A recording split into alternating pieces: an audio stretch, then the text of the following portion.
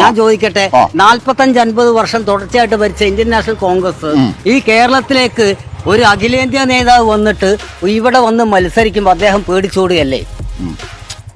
നിങ്ങൾ പറയുന്നത് രാഷ്ട്രീയമല്ല നോക്കേണ്ടത്.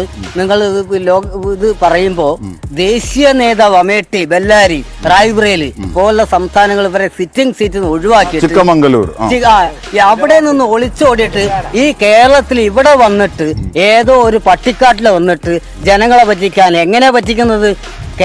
ഇന്ത്യയുടെ പ്രധാനമന്ത്രി കേരളത്തിൽ നിന്ന് പറഞ്ഞിട്ട് ഇവിടുത്തെ ആളുകളെ പറ്റിക്കല്ലേ ചെയ്യുന്നത്? സത്യത്തിൽ കഴിഞ്ഞ പ്രാവശ്യം അത്രയും ഭൂരിപക്ഷത്തിൽ ജയിച്ചുകൊണ്ട് ഈ മണ്ഡലത്തിൽ എന്ത് വികസന ചെയ്തത്? എന്താണ് ചെയ്തത്?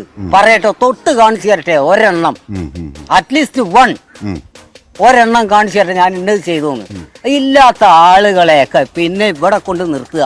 കാരണം ഏറ്റവും കൂടുതൽ ഭൂരിപക്ഷം ഉണ്ടെന്ന് ഓർത്തിട്ടാ